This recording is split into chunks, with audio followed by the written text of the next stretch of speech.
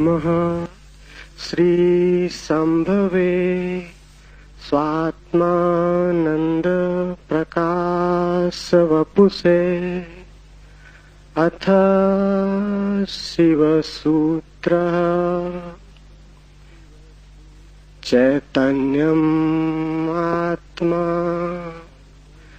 ज्ञानं बन्धः योनिवर्गः कला शरीरम् उद्यमो भैरवः शक्तिचक्र संधाने विश्वसंहारः। ओम स्वप्रकाश आनंद स्वरूप भगवान शिव को नमन। शिव सूत्र प्रारंभ। चैतन्य आत्मा है, ज्ञान बंध है, योनि वर्ग और कला शरीर है, उद्यम ही भैरव है, शक्ति चक्र के संधान से विश्व का संहार हो जाता है।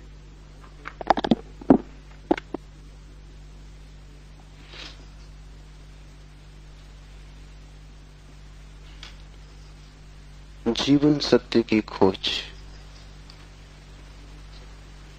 दो मार्गों से हो सकती। एक पुरुष का मार्ग है आक्रमण का, हिंसा का, छीन झपट का। एक स्त्री का मार्ग है समर्पण का, प्रतिक्रमण का। विज्ञान पुरुष का मार्ग है, विज्ञान आक्रमण है। धर्म स्त्री का मार्ग है, धर्म नमन है। इसे बहुत ठीक से समझ लें। इसलिए पूरब के सभी शास्त्र परमात्मा को नमस्कार से शुरू होते।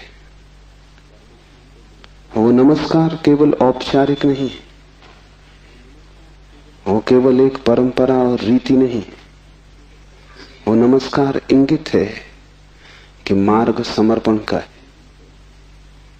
और जो विनम्र हैं केवल वे ही उपलब्ध हो सकेंगे, और जो आक्रामक हैं, अहंकार से भरे हैं, जो सत्य को भी छीन झपट करके पाना चाहते, जो सत्य के भी मालिक होने की आकांक्षा रखते, जो परमात्मा के द्वार पर एक सैनिक की भांति पहुंचे हैं विजय करने, वे हार जाएंगे। वे क्षुद्र को भला छीन झपट लें, विराट उनका न हो सकेगा। वे व्यर्थ को भला लूट के घर ले आए, लेकिन जो सार्थक है वो उनकी लूट का हिस्सा न बनेगा। इसलिए विज्ञान व्यर्थ को खोज लेता है, सार्थक चूक जाता है। मिट्टी, पत्थर, पदार्थ के संबंध में जानकारी मिल जाती, लेकिन आत्मा और परमात्मा की जानकारी छूट जाती। ऐसे ही जैसे तुम राह चलती एक स्त्री पर हमला कर दो, बलात्कार हो जाएगा। स्त्री का शरीर भी तुम कब्जा कर लोगे, लेकिन उसकी आत्मा तुम्हें न मिल सकेगी, उसका प्रेम तुम न पा सकोगे। तो जो लोग आक्रमण की तरह जाते हैं परमात्मा की तरह, वे बलात्कारी। वे परमात्मा के शरीर पर भला कब्जा कर लें, इस प्रकृति पर जो दिखाई पड़ती है, जो दृश्य है, उसकी चीरफाड़ कर लें, विश्लेषण कर लें, उसके कुछ राज खोज लें, लेकिन उनकी खोज वैसी ही क्षुद्र होगी जैसे किसी पुरुष ने किसी स्त्री पर हमला किया हो और बलात्कार किया हो।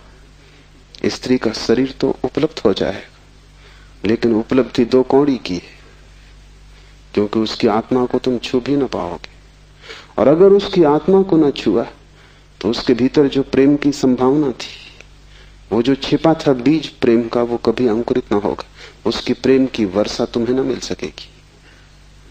विज्ञान बलात्कार है, वो प्रकृति पर हमला है। जैसे कि प्रकृति कोई शत्रु हो, जैसे कि उसे जीतना है, पराजित करना है। इसलिए विज्ञान तोड़फोड़ में भरोसा करता है, विश्लेषण तोड़फोड़ है, काटपीट में भरोसा करता है।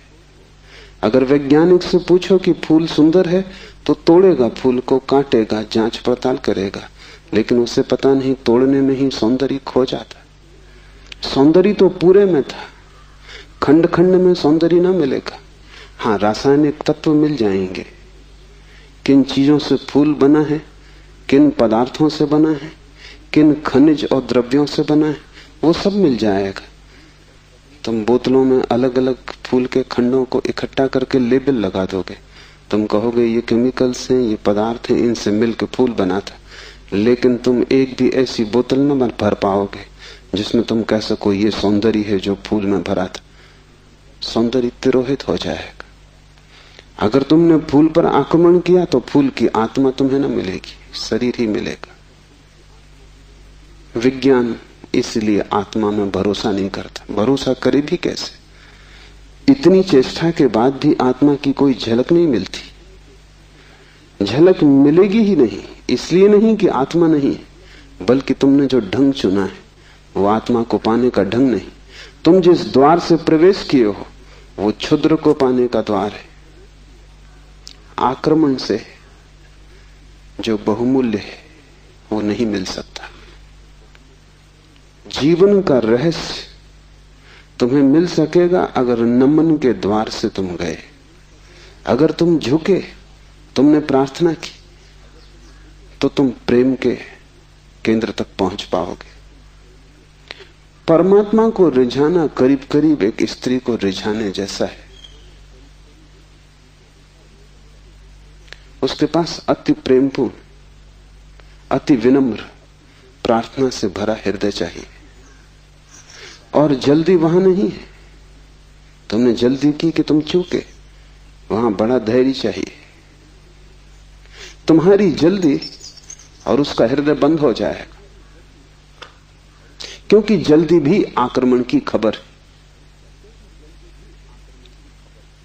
इसलिए जो परमात्मा को खोजने चलते हैं उनके जीवन का ढंग दो शब्दों में समाया हुआ है, प्रार्थना और प्रतीक्षा। प्रार्थना से शास्त्र शुरू होते हैं और प्रतीक्षा पर पूरे होते हैं। प्रार्थना से खोज इसलिए शुरू होती। इस शास्त्र का पहला चरण है ओम स्वप्रकाश आनंद स्वरूप भगवान शिव को नमन। और अब शिव सूत्र प्रारंभ। इस नमन को बहुत गहरे उतर जाने दें, क्योंकि अगर द्वार ही चूक गया तो पीछे महल की जो मैं चर्चा करूंगा वो समझ में ना आएगी। पुरुष को थोड़ा हटाएं, आक्रामक वृत्ति को थोड़ा दूर करें। ये समझ कुछ बुद्धि से आने वाली नहीं, हृदय से आने वाली है। ये समझ कुछ तुम्हारे तर्क पर निर्भर न करेगी, ये तुम्हारे प्रेम पर निर्भर करेगी। इस शास्त्र को तुम समझ पाओगे, लेकिन वो समझ ऐसी न होगी जैसे कोई गणित को समझता है। वो समझ ऐसी होगी जैसे कोई काव्य को समझता है। कविता पर तुम झपट नहीं पड़ते, तुम कविता का धीरे धीरे स्वाद लेते हो, चुस्की लेते हो, जैसे कोई चाय को पीता है। तुम उसे गटक नहीं चाहते, वो कोई कड़वी दवा नहीं है। तुम उसका स्वाद लेते हो, चुस्की लेते हो, धीरे धीरे उसके स्वाद को लीन होने देते हो।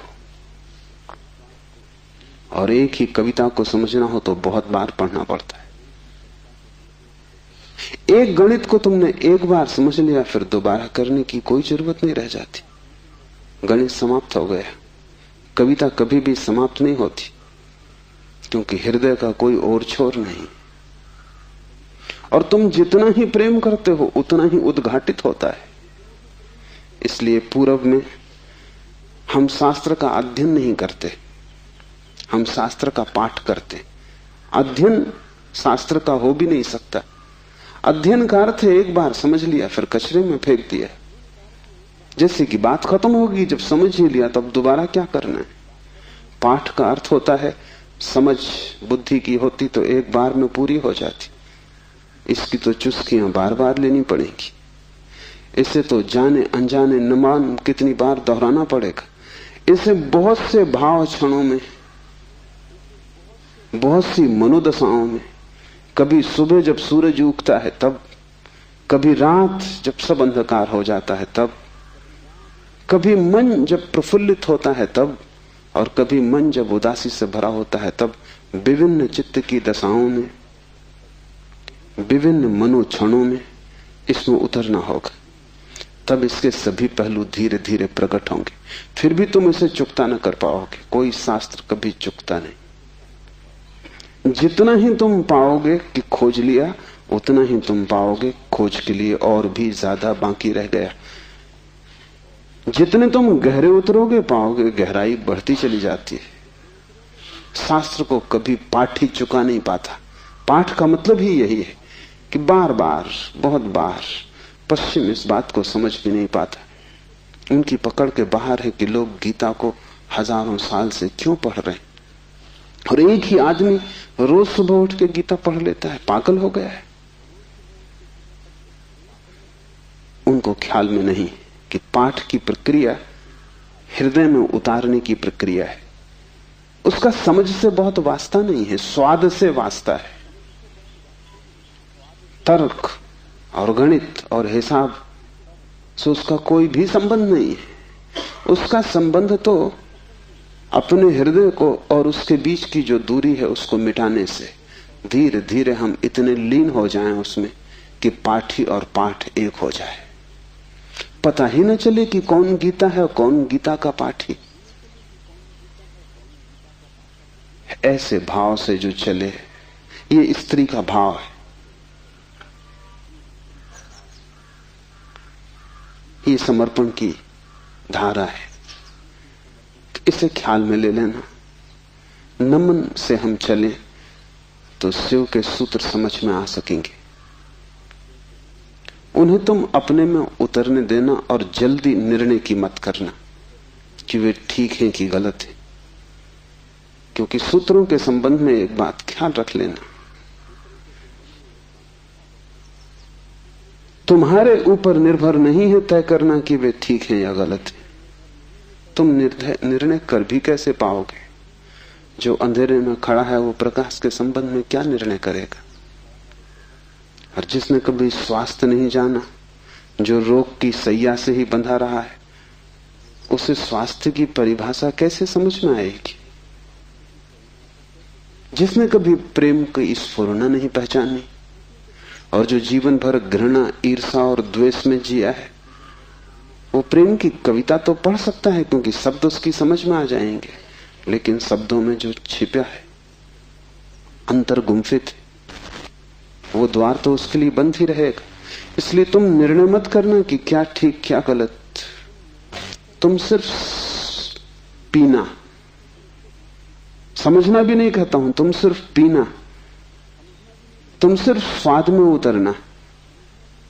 और अगर वो स्वाद तुम्हारे भीतर रहस्य के लोग खोलने लगे और वो स्वाद अगर तुम्हारे भीतर नई सुगंध को जन्म दे दे और तुम पाओ कि क्षण भर को भी सही तुम्हारे दुर्गंध का व्यक्तित्व विलीन हो गया है, तुम्हारे भीतर कोई फूल खिला है और तुम सुगंधित हुए हो, क्षण भर को भी तुम पाओ कि तुम अंधकार नहीं हो, कोई दिया जल गया है, एक झलक मिली जैसे अंधेरे में बिजली कौंध गई हो,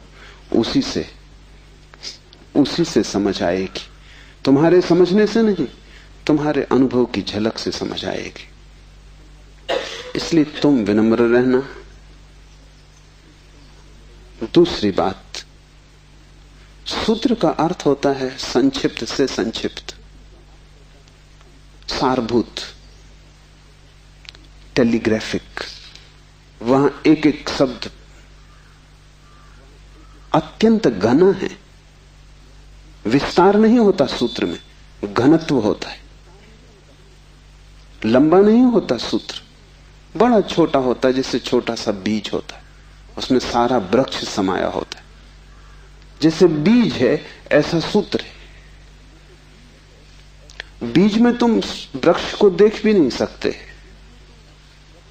देखना भी चाहोगे तो बीज में तुम वृक्ष को पाओगे नहीं, क्योंकि उसके लिए बड़ी गहरी आंखें चाहिए जो बीज में वृक्ष को देख ले, जो वर्तमान में भविष्य को देख ले, जो आज कल को देख ले, जो दृश्य से अदृश्य को खोज ले।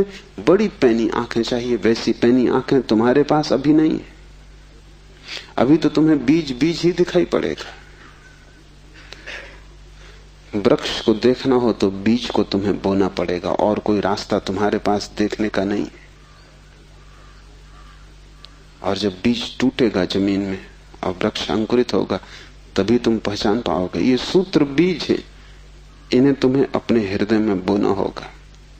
तुम अभी निर्णय मत करना, क्योंकि अभी तुमने अगर बीज पर निर्णय लिया तो तुम इसे फेंक ही दोगे, कचरा कूड़ा मालूम पड़ेगा। बीज में कंकड़ पत्थर में कोई ज्यादा फर्क नहीं है। कभी कभी तो कंकड़ पत्थर ज्यादा चमकीले, रंगीन, खूबसूरत, कीमती होते, लेकिन बीज और कीमती से कीमती कोहिनूर में भी एक फर्क है कि तुम कोहिनूर को बो दो तो उसमें से कुछ पैदा ना होगा। वो कीमती कितना ही, वो मुर्दा है। उसका मूल्य ना समझ कितने ही समझते हो, लेकिन जीवन उसमें नहीं, वो लाश है। और बीज कुरूप भी दिखाई पड़ता हो, कोई उसकी कीमत भी ना हो, लेकिन उसमें जीवन छिपा है। तुम उससे बो दो, उससे विराट वृक्ष पैदा होगा। और एक बीज से करोड़ों बीज लग जाएंगे। एक छोटा सा बीज इस सारे विश्व को पैदा कर सकता है, क्योंकि एक बीज से करोड़ों बीज पैदा होते हैं, फिर करोड़ों बीज से, हर बीज से करोड़ बीज पैदा होते हैं। एक छोटे बीज में सारे विश्व का ब्रह्मांड समा सकता है। सूत्र बीज है, उसके साथ जल्दी नहीं की जा सकती। उसको बोओगे हृदय में और अंकुरित होगा, फूल लगेंगे, तभी तुम जान पाओगे, तभी निर्णय लिया जा सकता है। तीसरी बात, इसके पहले कि हम शुरू करें, धर्म महान क्रांति है। धर्म के नाम से तुमने जो समझा हुआ है उसका धर्म से ना के बराबर संबंध है। इसलिए शिव के सूत्र तुम्हें चौंकाएंगे भी, तुम भयभीत भी होगे, डरोगे भी, क्योंकि तुम्हारा धर्म डगमगाएगा। तुम्हारा मंदिर, तुम्हारी मस्जिद, तुम्हारे गिरजे, अगर ये सूत्र तुमने समझे तो गिर जाएंगे। तुम उन्हें बचाने की कोशिश में मत लगना, क्योंकि वे बचे भी रहे तो भी उनसे तुम्हें कुछ भी मिला नहीं। तुम उनमें जी ही रहे हो और तुम मुर्दा हो। मंदिर काफी सजे हैं, लेकिन तुम्हारे जीवन में कोई भी खुशी की किरण नहीं।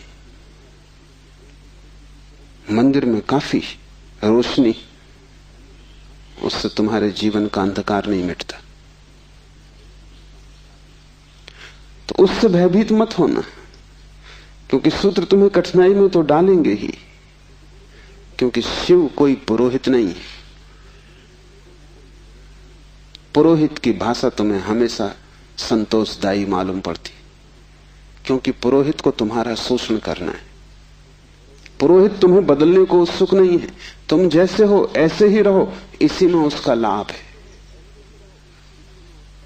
तुम जैसे हो रुग्ण बीमार, ऐसे ही रहो, इसी में उसका व्यवसाय है। मैंने सुना है एक डॉक्टर ने अपने लड़के को पढ़ाया, पढ़ लिख के घर आया, पिता ने कभी छुट्टी भी न ली थी, तो उसने कहा कि अब तू मेरी कारोबार को संभाल और मैं 3 महीने विश्राम कर लूं। जीवन भर सिर्फ मैंने कमाया है, कभी विश्राम नहीं लिया। वो विश्व की यात्रा पर निकल गया। 3 महीने बाद लौटा तो उसने अपने लड़के से पूछा कि सब ठीक चल रहा है। उसके लड़के ने कहा कि बिल्कुल ठीक चल रहा है। आप हैरान होंगे कि जिन मरीजों को आप जीवन भर में ठीक न कर पाए, उनको मैंने 3 महीने में ठीक कर दिया। पिता ने सिर ठोक लिया। उसने कहा, मूढ़, वही हमारा व्यवसाय थे। क्या मैं उनको ठीक नहीं कर सकता था? तेरी पढ़ाई कहां से आती थी? उन्हीं पर आधार था, और भी बच्चे पढ़ लिख लेते, तूने सब खराब कर दिया। पुरोहित तुम जैसे हो रुग्ण बीमार तुम्हें वैसा ही चाहता है, उस पर ही उसका व्यवसाय है। शिव कोई पुरोहित नहीं है, शिव तीर्थंकर है, शिव अवतार है, शिव क्रांति दृष्टा है, पैगंबर है। वे जो भी कहेंगे वो आग है। अगर तुम जलने को तैयार हो तो ही उनके पास आना, अगर तुम मिटने को तैयार हो तो ही उनके निमंत्रण को स्वीकार करना, क्योंकि तुम मिटोगे तो ही नए का जन्म होगा। तुम्हारी राख पर ही नए जीवन की शुरुआत है। इन बातों को ख्याल में रख के एक एक सूत्र को समझने की कोशिश करें। पहला सूत्र है चैतन्य आत्मा। चैतन्य आत्मा है।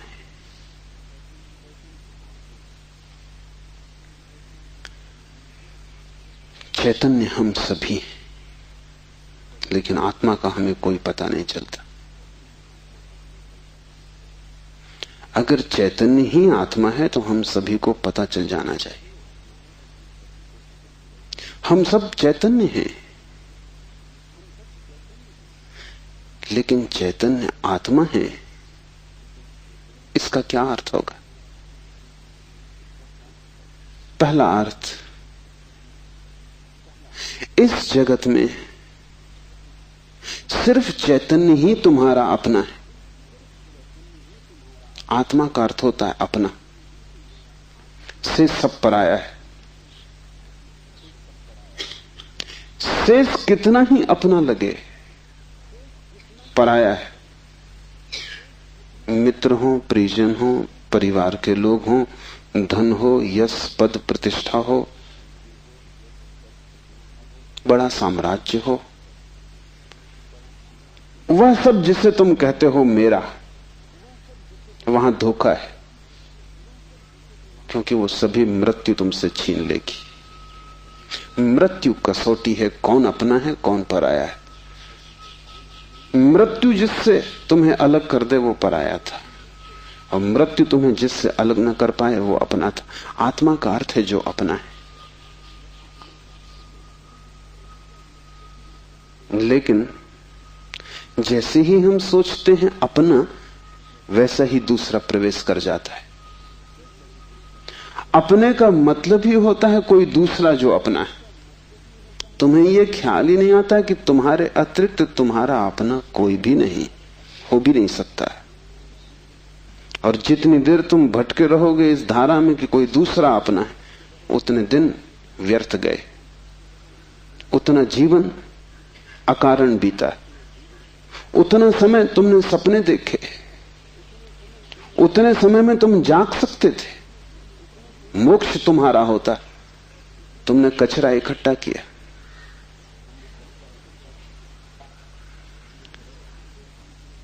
सिर्फ तुम ही तुम्हारे हो, यह पहला सूत्र।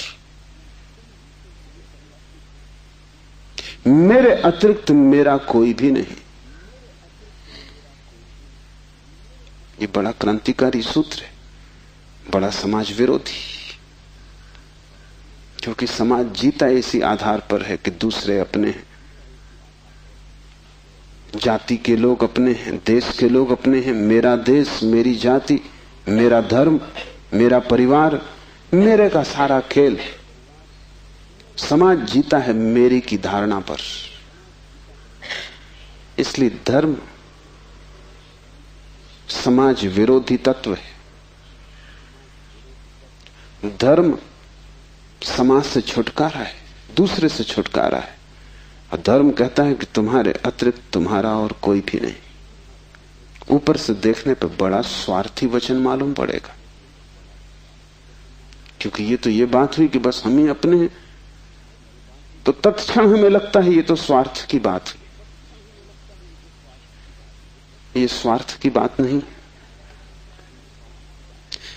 अगर ये तुम्हें ख्याल में आ जाए तो ही तुम्हारे जीवन में परार्थ और परमार्थ पैदा होगा, क्योंकि जो अभी आत्मा के भाव से ही नहीं भरा है उसके जीवन में कोई परार्थ और कोई परमार्थ नहीं हो सकता।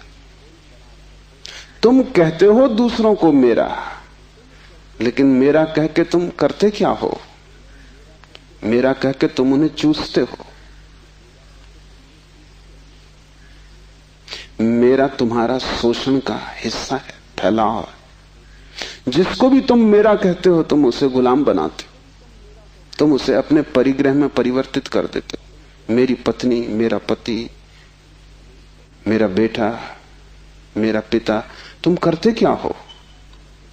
इस मेरे के पीछे, इस मेरे के पर्दे के पीछे तुम्हारे संबंध का मूल आधार क्या है? तुम चूसते हो, तुम शोषण करते हो, तुम दूसरे का उपयोग करते हो।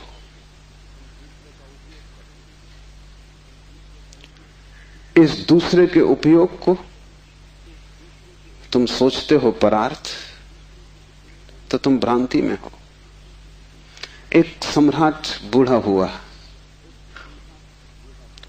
उसके 3 बेटे थे और वो बड़ी चिंता में था किसको राज्य दे। तीनों ही योग्य और कुशल थे, तीनों ही समान गुणधर्मा थे, इसलिए बड़ी कठिनाई हुई। उसने एक दिन तीनों बेटों को बुलाया और कहा कि पिछले पूरे वर्ष में तुमने जो भी कृत्य महानतम किया हो, एक कृत्य जो पूरे वर्ष में महानतम हो, वो तुम मुझे कहो। बड़े बेटे ने कहा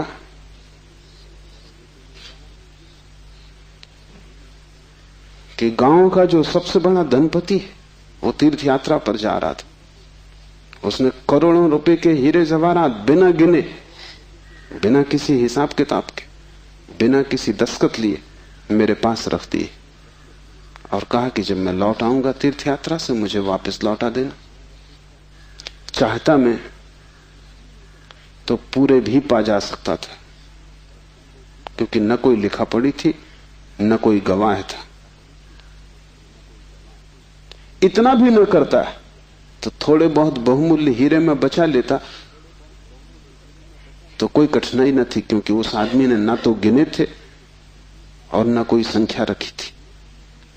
लेकिन मैंने सब जैसी की जैसी थैली वापस लौटा दी। पिता ने कहा तुमने भला किया,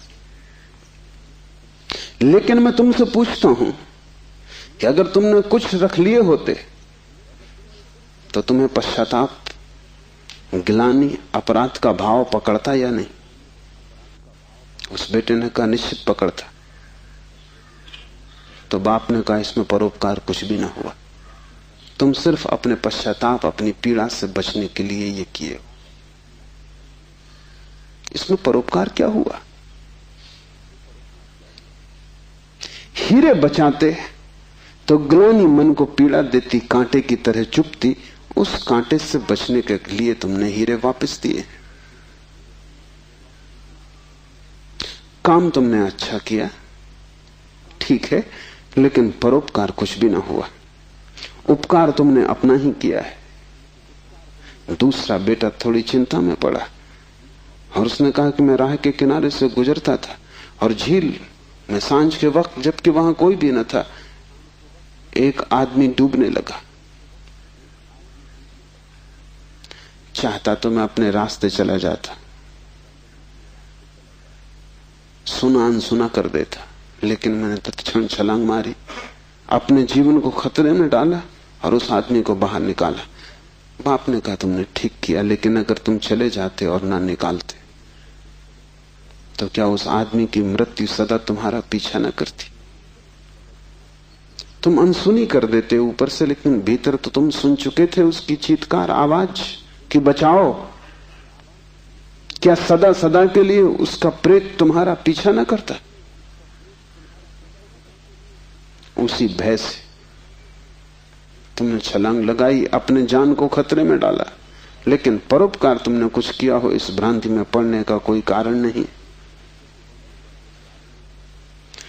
तीसरे बेटे ने कहा कि मैं गुजरता था जंगल से और एक पहाड़ की कगार पर मैंने एक आदमी को सोया हुआ देखा जो कि नींद में अगर एक भी करवट ले तो सदा के लिए समाप्त हो जाएगा, क्योंकि दूसरी तरफ महान खड्ड था। मैं उस आदमी के पास पहुंचा और जब मैंने देखा कि वो कौन है तो वो मेरा जानी दुश्मन था।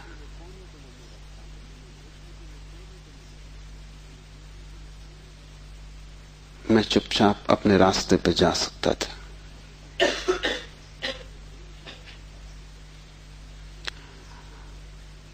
या अगर मैं अपने घोड़े पर सवार उसके पास से भी गुजरता तो मेरे बिना कुछ किए शायद सिर्फ मेरे गुजरने के कारण वो करवट लेता और खड्ड में गिर जाता।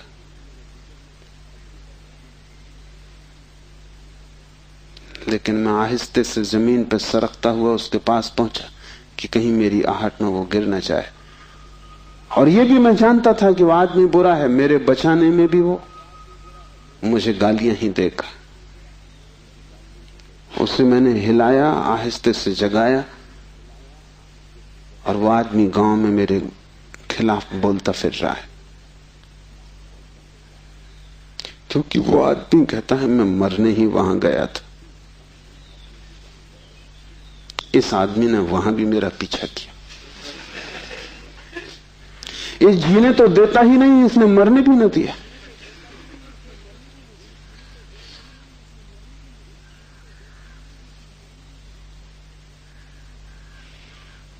पिता ने कहा तुम दोस्त से बेहतर हो, लेकिन परोपकार ये भी नहीं।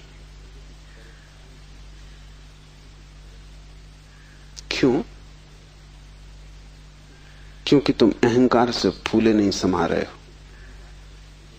कि तुमने कुछ बड़ा कार्य कर दिया। बोलते हो तो तुम्हारी आंखों की चमक और हो जाती, कहते हो तो तुम्हारा सीना फूल जाता है। और जिस कृत्य से अहंकार निर्मित होता हो वो परोपकार न रहा।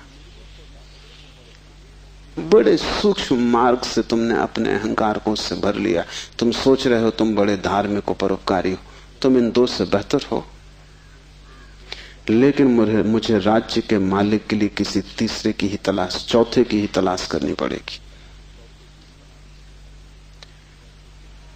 जब तुम परोपकार करते हो तब तुम कर नहीं सकते, क्योंकि जिसे अपना ही पता नहीं है वो परोपकार करेगा कैसे?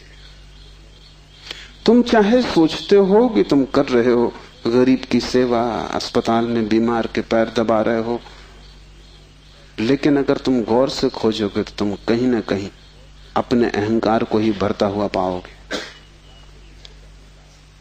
और अगर तुम्हारा अहंकार ही सेवा से भरता है तो सेवा भी शोषण है।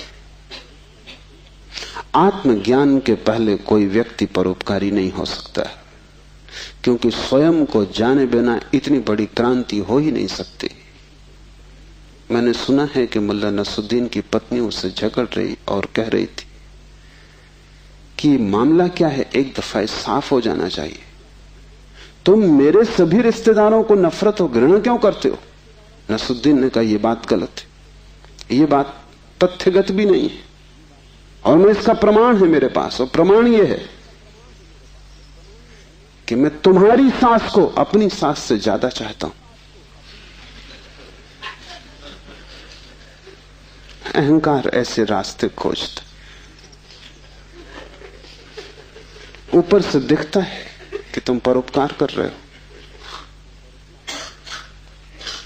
लेकिन भीतर तुम ही खड़े होते हो। और जितनी सूक्ष्म हो जाती है यात्रा, उतनी ही पकड़ के बाहर हो जाती। दूसरे तो पकड़ ही नहीं पाते, तुम भी नहीं पकड़ पाते हो। दूसरे तो धोखे में पड़ते ही हैं, तुम भी अपने दिए धोखे में घूम जाते हो, भटक जाते हो। हम सभी ने अपनी अपनी भूल भुलैया बना ली। उसमें हमने दूसरों को धोखा देने के लिए ही शुरू किया था सारा उपाय, आयोजन। ये हमने कभी सोचा न था कि अपनी बनाई भूल भुलैया में हम खुद ही खो जाएंगे, लेकिन हम खो गए। पहली बात स्मरण रखो, तुम्हारे अतिरिक्त तुम्हारा कोई भी नहीं है। जैसे ही यह स्मरण सघन होता है कि चैतन्य ही आत्मा है, बस चैतन्य ही मैं हूं, और सब पर है, पराया है, विजाती है।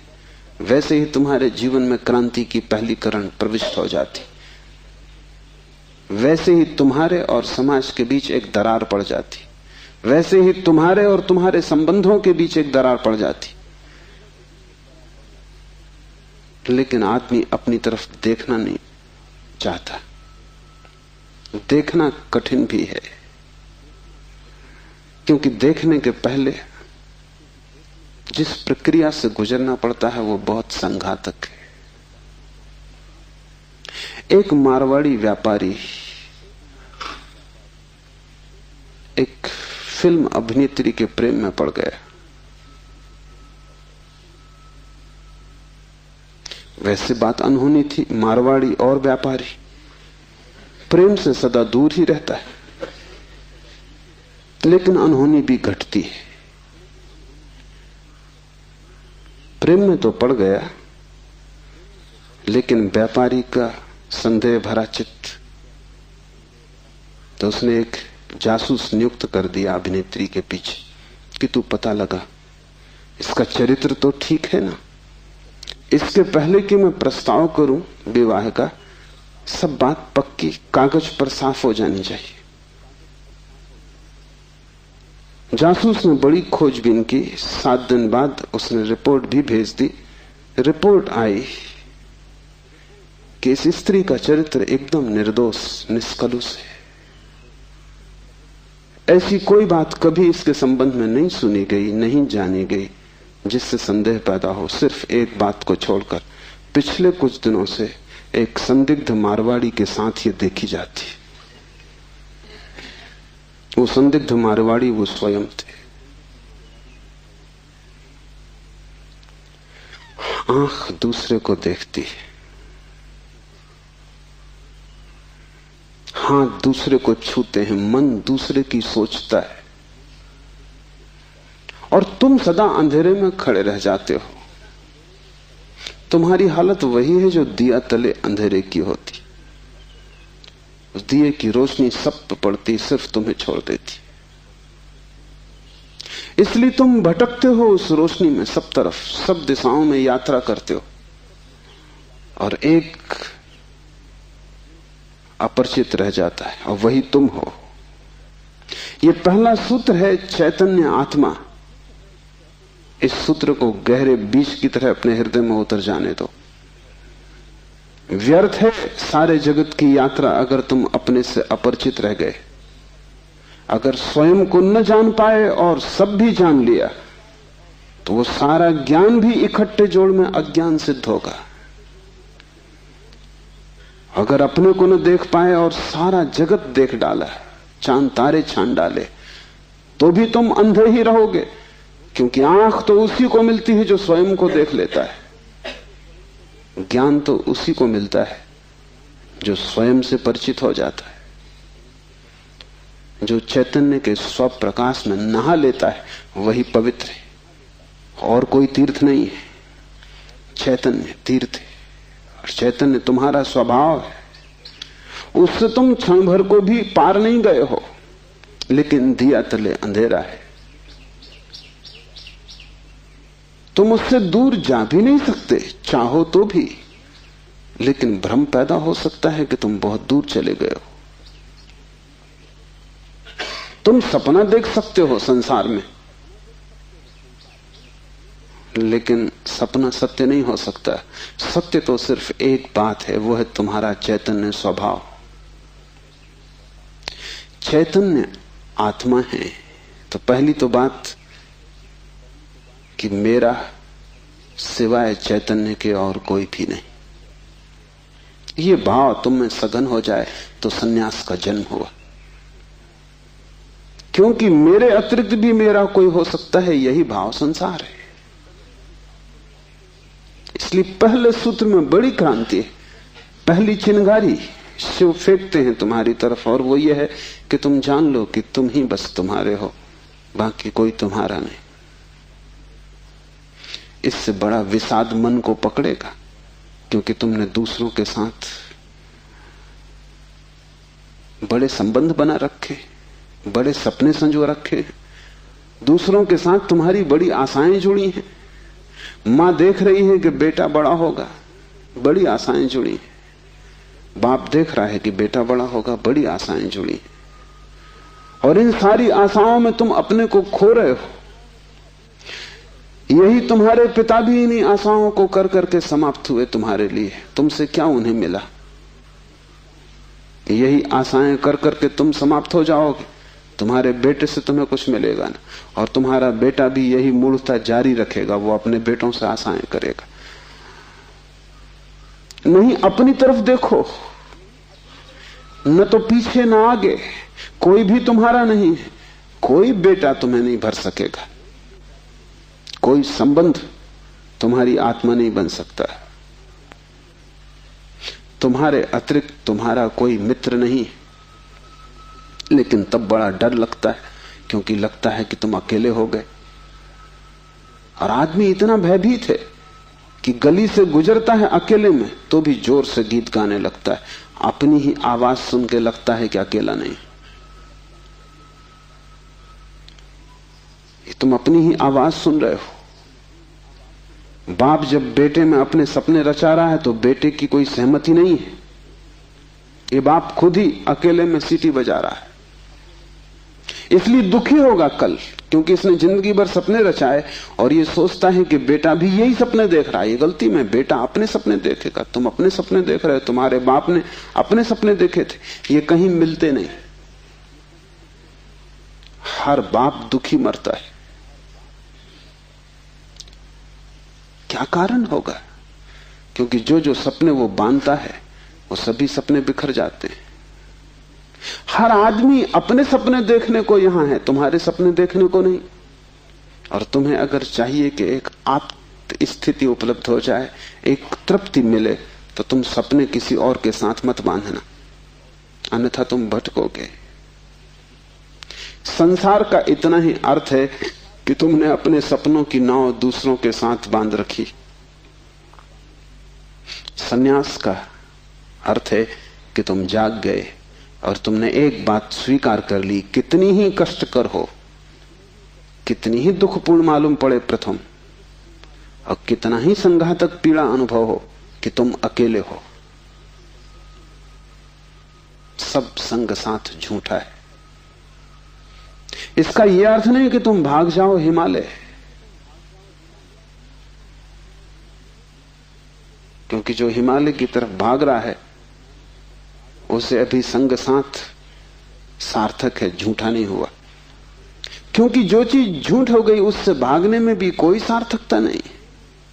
कोई भी सुबह जाग के भागता तो नहीं कि सपना झूठा है, भागूं इस घर से।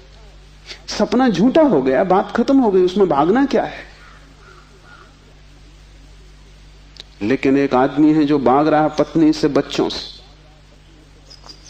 इसका भागना बताता है, इसने सुन लिया होगा कि सपना झूठा है, लेकिन अभी इसे खुद पता नहीं चला।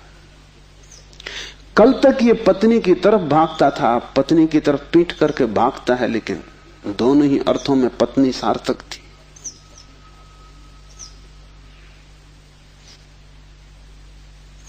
एक जैन संत हुए, गणेश वर्णी। वर्षों पहले उन्होंने पत्नी त्याग दी। साधु पुरुष थे। कोई 20 वर्ष त्याग के बाद काशी में थे, तब खबर आई कि पत्नी मर गई। उनके मुंह से जो वचन निकला वो याद रख लेने जैसा है। उन्होंने कहा, चलो झंझट मिटी। उनके भक्तों ने इस वचन का अर्थ लिया कि बड़ी वीतरागता है। थोड़ा सोचो तो साफ हो जाएगा कि वीतरागता बिल्कुल नहीं। क्योंकि जिस पत्नी को 20 साल पहले छोड़ दिया उसकी झंझट अभी कायम थी, तो ही मिट सकती है। गणित बिल्कुल सीधा और साफ है।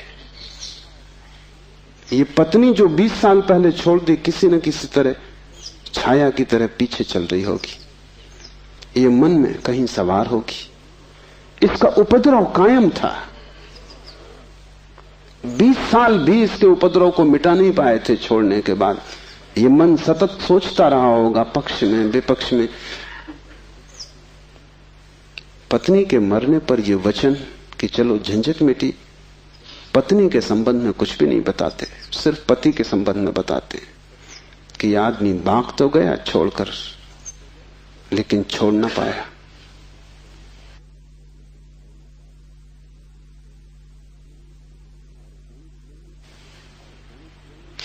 और गणेश वर्णी साधु पुरुष थे, इसलिए थोड़ा सोच लेना, साधु पुरुष भी बड़ी भ्रांति में रह सकते। उनके चरित्र में, आचरण में कोई भूल चूक न थी। वे मर्यादा के पुरुष थे, ठीक ठीक नियम से चलते थे। वहां कोई जरा भी दरार नहीं पा सकता, जरा त्रुटि नहीं पा सकता। सब आचरण ठीक था, साधुता पूरी थी। फिर भी भीतर कोई बात चूक गई। हिमालय पहुंच गए, झंझट सांस चली गई। फिर दूसरी बात भी समझ लेने जैसी है, और वो ये कि अगर पत्नी के मरने पर पहला ख्याल ही आया कि झंझट मिटी, तो कहीं जाने अनजाने अचेतन में पत्नी की मृत्यु की आकांक्षा भी छिपी रही होगी। वो जरा गहरा किसी तल पर पत्नी मिट जाए, न हो, समाप्त हो जाए, ये तो हिंसा हो गई। लेकिन एक एक वचन भी अकारण नहीं आता, आसमान से नहीं आता। एक एक वचन भी भीतर से आता। और ऐसे क्षणों में जबकि पत्नी मर गई इसकी खबर आई हो, तुम ठीक ठीक अपने रोजमर्रा के व्यवसायी होश में नहीं होते हो। तब तुमसे जो बात निकलती है वो ज्यादा सही होती। घंटे भर बाद तुम्हें मौका मिल जाएगा, तुम खुद ही सोच समझ के लीप पोता कर लोगे। तुम फिर जो कहोगे वो बात झूठी हो जाएगी। लेकिन तत्क्षण, उस क्षण में वर्णी चूक गए। वो जो 20 साल से उन्होंने चारों तरफ साधुता का व्यवस्था कर रखी थी, उस क्षण में भूल गए। जब वर्णी को ऐसा घट सकता है तो तुम्हें तो सहज ही घट सकता है। भागने से कुछ भी ना होगा, भागकर कोई भी कभी भाग नहीं पाया। लेकिन भक्त इसको न देख पाएंगे। उन्होंने तो वर्णी की कथा में इसको बड़े बहुमूल्य वचन की तरह संग्रहित किया है, ये सोच के कि देखो आदमी कैसा वीतराग है। तुम्हें पता भी नहीं हो सकता कि वीतरागता क्या है। तुम राग में जीते हो, तुम्हें विराग समझ में आता है, तुमसे जो विपरीत है वो समझ में आता है।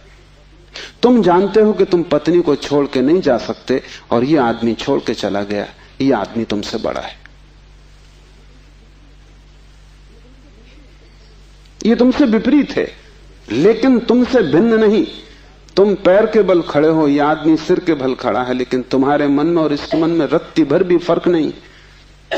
खोज के देखो, तुम सभी सोचते हो कि पत्नी झंझट।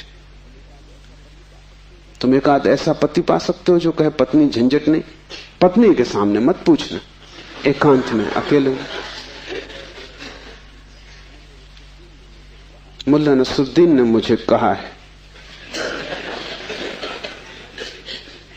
कि मैं भी कभी सुखी था, लेकिन ये मुझे पता ही तब चला जब मैंने विवाह कर लिया, और तब फिर बहुत देर हो चुकी थी। मैं भी कभी सुखी था, ये पता मुझे तब चला जब मैंने विवाह कर लिया, लेकिन तब तक तो बहुत देर हो चुकी थी, सुख हाथ से जा चुका था। पति को गहराई में पूछो तो ऐसा पति खोजना कठिन है जिसने कई बार पत्नी की हत्या करने का विचार न किया हो। सपने न देखे हो कि मार डाला पत्नी को, सुबह उठ के वो भी कहेगा कैसा बेहुदा सपना। लेकिन अचेतन आकांक्षा है। जिससे झंझट पैदा होती है उसे मिटा देने का मन सीधा तर्क है, लेकिन झंझट दूसरे से कभी पैदा होती ही नहीं। पत्नी में अगर कोई उपद्रव होता तो कौन तुम्हें रोकता था? तुम सब भाग गए होते हिमालय। उपद्रव पत्नी में नहीं है, क्योंकि तुम हिमालय जाके फिर पत्नी खोज लोगे। उपद्रव तुम्हारे भीतर है। तुम अकेले नहीं रह सकते, तुम्हें कोई दूसरा चाहिए। अकेले में तुम डरते हो, कोई दूसरा, तब तुम निश्चिंत मालूम पड़ते हो। क्यों? दूसरे की मौजूदगी से आश्वासन मिलता है। दुख में सुख में कोई साथी है, जीवन में मृत्यु में कोई साथी है। लेकिन अकेलापन स्वभाव है। और जिस व्यक्ति ने यह अनुभव कर लिया कि आत्मा ही बस मेरी है, उसने अपने अकेलेपन को अनुभव कर लिया। भागने की कोई भी जरूरत नहीं तो झंझट पीछे चली जाएगी। तुम जहां हो वहीं रहना, रत्ती भर भी बाहर कोई फर्क करने की आवश्यकता नहीं है। लेकिन भीतर तुम अकेले हो जाना, भीतर तुम कैवल्य को अनुभव करना कि मैं अकेला हूं, कोई संगी साथी नहीं। और ये तुम दोहराना मत, क्योंकि दोहराने की कोई जरूरत नहीं कि रोज सुबह बैठ के तुम दोहराओ कि मैं अकेला हूं, कोई संगी साथी नहीं। इससे कुछ भी ना होगा। ये दोहराना तो सिर्फ यही बताएगा कि तुम्हें अभी ख्याल नहीं हुआ। इसे समझना, ये तथ्य है कि तुम अकेले हो। समझने में अड़चन है, वही तपश्चर्या है। तप का अर्थ नहीं है कि तुम धूप में खड़े हो जाओ। आदमी को छोड़ के सभी पशु पक्षी धूप में खड़े, उनमें से कोई भी मोक्ष नहीं चला जा रहा है। और तप का अर्थ ये नहीं है कि तुम भूखे खड़े हो जाओ, अनशन कर लो, उपवास कर दो, क्योंकि आधी दुनिया वैसे ही भूखी मर रही है। कोई उपवास करके मोक्ष नहीं पहुंच जाता है। शरीर को गला दो, जला दो, उससे कुछ हल नहीं है। वो सिर्फ आत्महिंसा है और महानतम पाप है। और सिर्फ मूढ़ उस पाप में उतरते हैं। जिन्हें थोड़ा भी बोध है वो ऐसी नासमझियां ना करेंगे। दूसरे को भूखा मारना अगर गलत है तो खुद को भूखा मारना सही कैसे हो सकता है? दूसरे को सताना अगर हिंसा है तो खुद को सताना अहिंसा कैसे हो सकती है? सताने में हिंसा है, किसको तुम सताते हो इससे क्या फर्क पड़ता है? जो हिम्मतवर है वो दूसरे को सताते हैं, जो कमजोर है वो खुद को सताते हैं। क्योंकि दूसरे को सताने में एक खतरा है, दूसरा बदला लेगा। खुद को सताने में वो खतरा भी नहीं है, कौन बदला लेगा? कमजोर अपने को सताते हैं। तुमने कभी ख्याल किया, अगर पुरुष नाराज हो जाए तो वो पत्नी को पीटता, अगर पत्नी नाराज हो वो खुद को पीटती। ये जो पत्नी है ये साधुओं का प्रतीक है। कमजोर अपने को पीट लेता, क्या करे? ताकतवर दूसरे को पीटता है, क्योंकि उसमें खतरा तो है ही कि दूसरा क्या करेगा कौन जाने। कमजोर आत्महिंसक हो जाता है और ताकतवर परहिंसक होता है। और धार्मिक वो है जो अहिंसक, न वो दूसरे को सताता है न खुद को सताता है। सताने की बात ही व्यर्थ है। तपश्चर्या का अर्थ है कि तुमने ये सत्य स्वीकार कर लिया कि तुम अकेले हो, कोई उपाय नहीं है संगी साथी का। तुम कितना ही चाहो, कितनी ही आंखें बंद करो, सपने देखो, तुम अकेले ही रहोगे। जन्मों जन्मों से तुमने घर बसाए, परिवार बसाए, मिटाए, लेकिन तुम अकेले ही रहे हो। तुम्हारे अकेलेपन में रत्ती भर फर्क नहीं पड़ता। जिसने ये जान लिया, स्वीकार कर लिया कि मैं अकेला हूं, उसके लिए इंगित है इस सूत्र में चैतन्य आत्मा है, वही तुम्हारा और कोई तुम्हारा नहीं। और दूसरी बात इस सूत्र में है, वो है चैतन्य। आत्मा कोई सिद्धांत नहीं है कि तुम शास्त्र में पढ़ो और मान लो। आत्मा कोई जैसे गुरुत्वाकर्षण का सिद्धांत है, ऐसा कोई सिद्धांत नहीं है। आत्मा एक अनुभव है, सिद्धांत नहीं। और अनुभव है चैतन्य की तीव्रता का। इसलिए तुम जितने चैतन्य होते जाओगे उतनी ही तुम्हें आत्मा का पता चलेगा। तुम जितने बेहोश होते चले जाओगे उतना ही तुम्हें अपना पता नहीं चलेगा। और तुम करीब करीब बेहोश हो। जो आत्मा को जानना चाहता है उसे किसी दर्शन शास्त्र की जरूरत नहीं है, उसे चैतन्य को जगाने की प्रक्रिया चाहिए। उसे विधि चाहिए जिससे वो ज्यादा चेतन हो जाए। जैसे कि आग को तुम उकसाते हो, राख जम जाती, तुम उकसा देते हो, राख झड़ जाती, अंगारे झलकने लगते। ऐसी तुम्हें कोई प्रक्रिया चाहिए जिससे तुम्हारी राख झड़े और अंगारा चमके, क्योंकि उसी चमक में तुम पहचानोगे कि तुम चैतन्य हो। और जितने तुम चैतन्य हो उतने ही तुम आत्मवान हो। जिस दिन तुम पाओगे कि मैं परम चैतन्य हूं, उस दिन तुम परमात्मा हो। तुम्हारी चेतना की मात्रा ही तुम्हारी आत्मा की मात्रा होगी।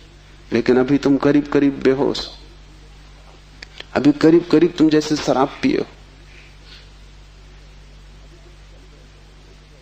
अभी तुम चल रहे हो, उठ रहे हो, काम कर रहे हो, लेकिन जैसे नींद में। होश तुम्हें नहीं है। कभी तुमने ख्याल किया किताब पढ़ते वक्त तुम पूरा पेज पढ़ जाते हो, तब तुम्हें ख्याल आता है, अरे मैं पूरा पेज पढ़ भी गया और एक शब्द याद नहीं। तुमने कैसे पढ़ा होगा पूरा पेज? तुम पढ़ सकते हो सोए सोए, मन कहीं और रहा होगा, तुम पढ़ गए, तब तुम्हें होश पता चला कि ये तो पूरा पेज व्यर्थ गया। तुम कई बार रास्ते से चलते हो, तुम पूरा रास्ता चल जाते हो, तब तुम्हें ख्याल आता है कि तुम चल रहे हो। तुम काम करते हो और तुम्हें पता नहीं चलता कि तुम कर रहे हो। तुम बेहोशी में जी रहे हो और चैतन्य आत्मा है। और तुम पूछते हो क्या आत्मा है? तुम चाहते हो कोई प्रमाण दे, तुम चाहते हो कोई सिद्ध करे, कोई तर्क से तुम्हें समझा दे तो तुम भी मान लो, नहीं तो तुम नास्तिक हो जाओगे। नास्तिकता बेहोशी का सहज परिणाम है, आस्तिकता होश का फल। जितना तुम्हारा होश बढ़ेगा तो जरूरत नहीं है कि तुम मानो कि आत्मा है, क्योंकि कई ना समझ मान रहे हैं, उससे कुछ हल नहीं होता। इस मुल्क में तो सभी मानते हैं कि आत्मा है, लेकिन इससे क्या फर्क पड़ता है? तुम्हारे जीवन में कोई क्रांति इससे आती नहीं। शायद तुम इसलिए मान लेते हो कि हजारों साल से दोहराया जा रहा है, सुनते सुनते तुम्हारे कान पक गए, सुनते सुनते तुम भूल ही गए हो कि संबंध में सोचना भी है। सुनते सुनते पुनरुक्ति से आदमी सम्मोहित हो जाता है। एक ही बात बार बार दोहराई चली जाए तो तुम भूल जाते हो कि वो संदेह किया जा सकता है, विचार किया जाता है। और फिर आत्मा है, इससे तुम्हें बड़ा संतोष भी मिलता है। शरीर मरेगा ये तुम्हें पता है, आत्मा नहीं मरेगी, इससे बड़ी हिम्मत बनती है। और आत्मा कभी नहीं मरेगी,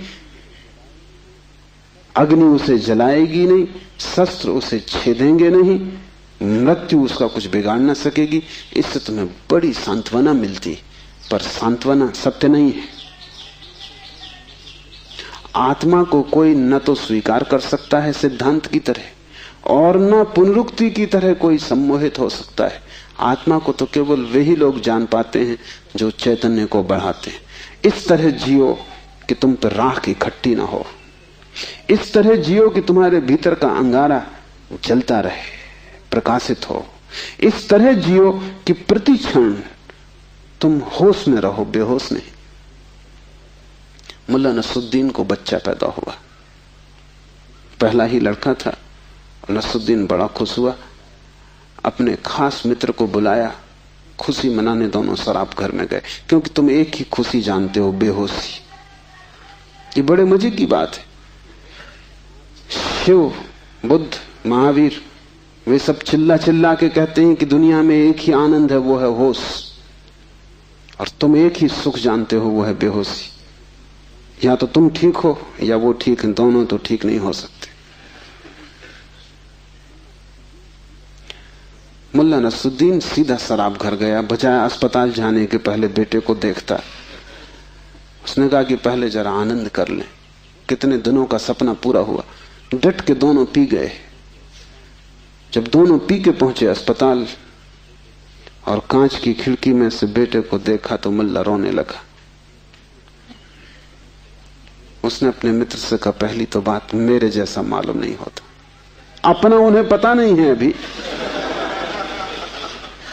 अभी खुद की शक्ल भी वो पहचान ना सकेंगे। लेकिन मेरा जैसा नहीं मालूम होता। और दूसरी बात, बड़ा छोटा दिखाई पड़ता है। इतने छोटे बच्चे को लेकर करेंगे भी क्या? ये बचेगा? मित्र ने कहा मत घबराओ, जब मैं पैदा हुआ था तो मैं भी 3 ही पाउंड का था। नसरुद्दीन ने कहा फिर तुम बचे?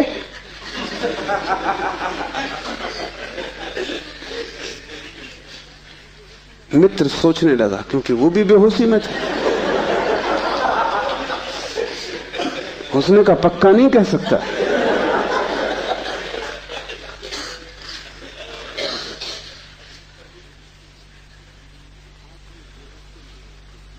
आदमी बेहोशी में है, उसके जीवन का सारा परिप्रेक्ष्य, उसकी सारी दृष्टि उसकी बेहोशी से भर जाती, सब धुआं धुआं हो जाता।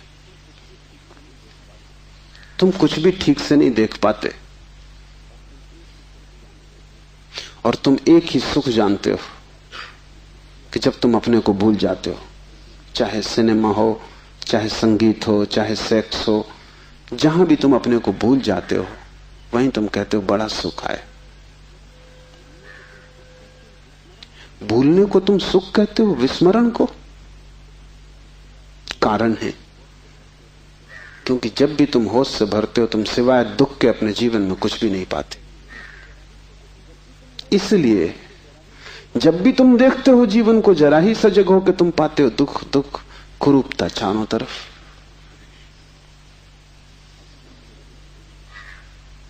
एक मेरे मित्र अविवाहित ही रह गए, उनसे मैंने पूछा कि क्या हुआ, कैसे चूक गए?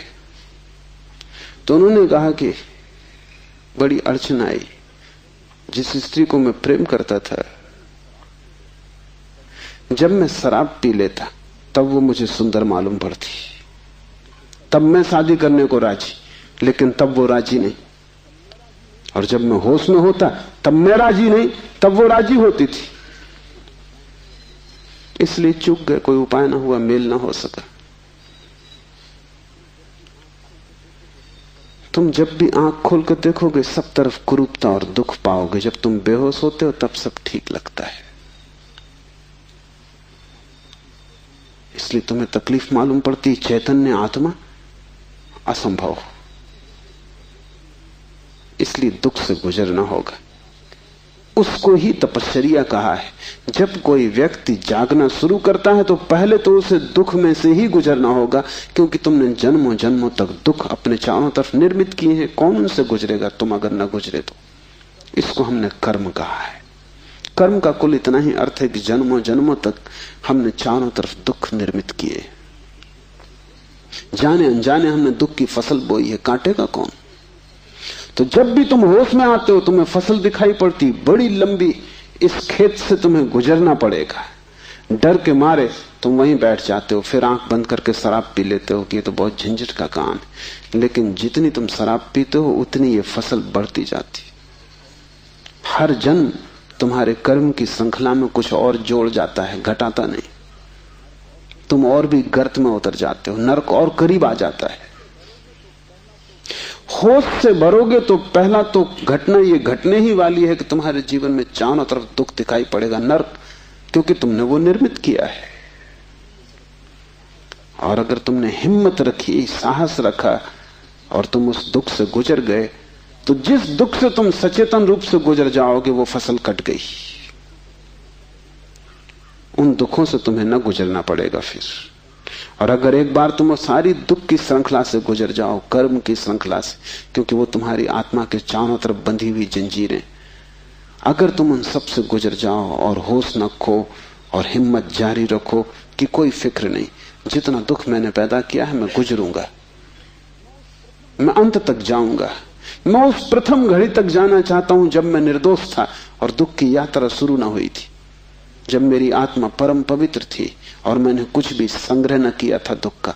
मैं उस समय तक प्रवेश करूंगा ही, चाहे कुछ भी परिणाम हो, कितना ही दुख, कितनी ही पीड़ा। अगर तुमने इतना साहस रखा तो आज नहीं कल दुख से पार होकर तुम उस जगह पहुंच जाओगे जहां शिव का सूत्र तुम्हें समझ में आएगा, चैतन्य आत्मा है। और एक बार तुम अपने भीतर के चैतन्य में प्रतिष्ठित हो जाओ, फिर तुमसे कोई दुख पैदा नहीं होता, क्योंकि बेहोश आदमी अपने चारों तरफ दुख पैदा करता है। तुमने देखा है शराबी को चलते हुए रास्ते पर वो कैसा डगमगाता है?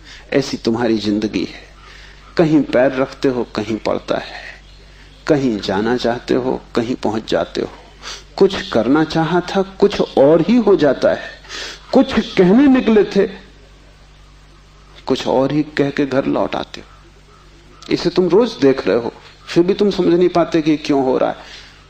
तुम गए थे किसी से क्षमा मांगने और झगड़ा करके वापस आ गए। होश में हो तुम बात प्रेम की कर रहे थे, दुश्मनी हो गई।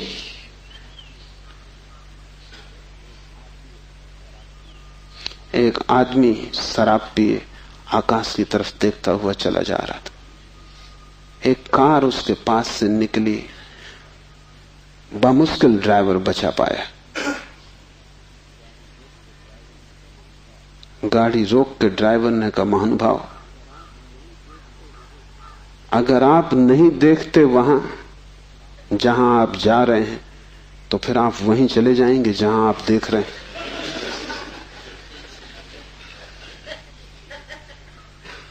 और हमें कुछ पता भी नहीं कि हम कहां जा रहे हैं, क्यों जा रहे हैं, कहां देख रहे हैं, क्यों देख रहे हैं, चले जा रहे हैं। क्योंकि एक बेचैनी है भीतर जो बैठने भी नहीं देती, एक शक्ति है भीतर जो चलाए चली जाती है। फिर हम जो भी करते वो सबके उल्टे परिणाम आते हैं। लोग मेरे पास आते हैं, वो कहते हैं हमने बदी तो कभी की नहीं, नेकी की और फल बदी मिल रहा है। ऐसा हो नहीं सकता कि तुम नेकी करो फल में बदी मिले। ऐसा हो नहीं सकता कि तुम आम के बीज बो और नीम के फल लगे।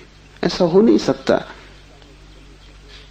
इतना ही हो सकता है कि तुम ऐसे बेहोशी में बोए होगे, बोए तुमने नीम के ही फल, तुम होश में न थे, क्योंकि वृक्ष थोड़ी झूठ बोलेगा। तुम ही कहीं बोते वक्त भूल में पड़े होगे। तुम जब नेकी भी करते हो तब भी तुम्हारा नेकी करने का मन नहीं होता। तुम सच भी बोलते हो तो तुम दूसरे को चोट पहुंचाने के लिए सच बोलते हो। तुम सच बोलते हो दूसरे के अपमान के लिए। तुम सच बोलते हो जैसे तुम सच का उपयोग एक घातक हथियार की तरह कर रहे हो। तुम्हारे सत्व कड़वे होते हैं। सत्य के कड़वे होने की कोई भी जरूरत नहीं, लेकिन मजा तुम्हें कड़वेपन में है, सत्य में तुम्हें मजा भी नहीं है। तुम्हारा झूठ सदा मीठा होता है, तुम्हारा सत्य सदा कड़वा होता है। बात क्या है? क्या कड़वापन सत्य का स्वभाव है? क्या मिठास झूठ का हिस्सा है? नहीं। झूठ को तुम चलाना चाहते हो, तुम उसे मीठा बनाते हो, क्योंकि अगर वो मीठा ना होगा तो चलेगा नहीं। एक तो झूठ चलना मुश्किल, मिठास के सहारे ही चलेगा। जैसे कड़वी दवा की गोली पर हम मीठी परत चढ़ा देते, बच्चा मीठी गोली समझ के खा लेता है, और जब तक कड़वेपन का पता चलता है तब तक गोली भीतर जा चुकी है। तुम झूठ को मीठा बनाते हो क्योंकि तुम झूठ चलाना चाहते हो। तुम सत्य को कड़वा बनाते हो क्योंकि सत्य से तुम केवल चोट करना चाहते हो, उसको चलाना नहीं चाहते। तुम सत्य बोलते ही तब हो जब तुम सत्य का इस तरह उपयोग कर सको कि वो झूठ से बदतर साबित हो, तभी तुम बोलते हो। तुम बेहोश हो, तुम्हारे कृत्यों का तुम्हें कुछ पता नहीं है कि तुम क्या कर रहे हो। इसे थोड़ा होश पूर्वक देखना शुरू करो। जो तुम बोलना चाहते हो वही बोले, या तुम कुछ और बोल गए? क्या तुमने यही सोचा था बोलने के लिए जो तुम बोले? मार्क ट्वेन लौटता था एक रात, उसकी पत्नी ने पूछा, घर आया तो पत्नी ने पूछा कैसा रहा व्याख्यान? वो व्याख्यान देने गया था। उसने कहा कौन सा व्याख्यान? जो मैंने तैयार किया था वो, या जो मैंने वहां दिया वो, या जो मैं चाहता था कि देता वो? कौन सा व्याख्यान? एक तो आदमी तैयार करता है और एक आदमी फिर जो देता है, उसमें बड़ा फर्क है। और फिर एक जो घर लौटते वक्त तो सोचता है दिया होता है। वो तीनों अलग अलग हैं। होश में हो, सब निशाने तुम्हारे चूक जाते हैं। तुम्हारी जिंदगी में कभी भी कोई निशाना लगा? आंख बंद करके भी आदमी तीर चलाता रहे तो कभी ना कभी निशाना लगेगा। मैंने सुना है कि अगर बंद घड़ी भी दीवार पे टंगी रहे तो 24 घंटे में 2 बार सही समय बताएगी। तुम्हारी जिंदगी में ऐसा भी नहीं आया कि 2 बार भी तुमने सही समय बताया होता। तुम बंद घड़ी से गए बीते हो। अंधेरे में भी आदमी तीर चलाता रहे तो कभी ना कभी निशान पे लग जाएगा। तुम खुली आंख से होश में प्रकाश में तीर चलाते हो, कभी निशाने पे नहीं लगता। क्या बात होगी? मुल्ला नसरुद्दीन को बड़ा शौक था हिरन की शिकार करने का। तीसरी बार जब वो शिकार करने जंगल पहुंचा और जंगल के विश्राम गृह में उसने अपना सामान रखा और तैयारी की, और जब सूटकेस खोला तो उसमें एक बड़ी फोटो रखी थी और पत्नी ने उस फोटो के नीचे लिखा था, मुल्ला हिरन इस तरह का होता है। उन्हें शिकार का शौक था लेकिन हिरन का पता नहीं था। तुम कुछ भी मार मूर के घर आ जाओगे, हिरन ठीक से फोटो देख लेना। तुम सब जगह चूक गए हो, वही तुम्हारे जीवन का दुख है। और चूकने का कुल कारण है कि तुम होश में नहीं हो। इसलिए जो भी करो होश पूर्वक करो। उठो तो भी होश पूर्वक, चलो तो भी होश पूर्वक। महावीर ने कहा है विवेक से चलो, विवेक से बैठो, विवेक से भोजन करो, विवेक से बोलो, विवेक से सो तक। महावीर से कोई पूछता है कि साधु कौन, तो महावीर ने कहा जो अमूर्छित है। और असाधु कौन, तो महावीर ने कहा जो मूर्छित है। जो सोया सोया जी रहा है वो असाधु, जो जागा जागा जी रहा है वो साधु। यही शिव कह रहे हैं, चैतन्य आत्मा। चैतन्य को बढ़ाओ, धीरे धीरे आत्मा की झलक तुम्हारे जीवन में आनी निश्चित है। दूसरा सूत्र है ज्ञानम बंधा। ज्ञान बंध है। बड़ी हैरानी का सूत्र है। ज्ञान के बहुत अर्थ हैं। एक तो जब तक तुम इस ज्ञान से भरे हो कि मैं हूं, तब तक तुम अज्ञान में रहोगे, क्योंकि मैं अज्ञान है, अहंकार अज्ञान है। जिस दिन तुम आत्मा से भरोगे उस दिन हूंपन तो रहेगा, मैंपन नहीं रहेगा। मैं हूं, इसमें से मैं तो कट जाएगा, सिर्फ हूं रहेगा। इसे थोड़ा प्रयोग करके देखो। कभी किसी वृक्ष के नीचे शांत बैठकर खोजो कि तुम्हारे भीतर मैं कहां है। तुम कहीं भी ना पाओगे। हूं तो तुम सब जगह पाओगे, मैं तुम कहीं भी ना पाओगे। सब जगह तुम्हें अस्तित्व मिलेगा, लेकिन अस्तित्व के साथ अहंकार तुम्हें कहीं भी ना मिलेगा। अहंकार तुम्हारी निर्मिति है, वो तुम्हारा बनाया हुआ है, वो झूठा है, वो असत्य है, उससे ज्यादा अप्रामाणिक और कुछ भी नहीं। वो काम चलाऊ है, उसकी संसार में जरूरत है, लेकिन उसकी सत्य में कहीं भी कोई स्थान नहीं। तो एक तो मैं हूं, ये ज्ञान बंध का कारण है। मेरा बोध हूंपन का बोध नहीं। हूंपन का बोध तो शुद्ध है, उसमें कोई सीमा नहीं है। जब तुम कहते हो हूं, तो तुम्हारे हूं में और वृक्ष के हूं में कोई फर्क होगा? तुम्हारे हूं में और मेरे हूं में कोई फर्क होगा? जब तुम सिर्फ हो तो नदियां, पहाड़, वृक्ष सभी एक हो गए। जैसे ही मैंने कहा मैं, वैसे ही मैं अलग हुआ। जैसे ही मैंने कहा मैं, वैसे ही तुम टूट गए, पर हो गए, अस्तित्व से मैं पृथक हो गया। हूंपन ब्रह्म है और मैं मनुष्य की अज्ञान दशा है। जब तुम जानते हो कि सिर्फ हूं, तब तुम्हारे भीतर केंद्र नहीं होता, तब सारा अस्तित्व एक हो जाता है। तब तुम उस लहर की तरह हो जो सागर में खो गई। अभी तुम उस लहर की तरह हो जो जम के बर्फ हो गई है, सागर से टूट गई है।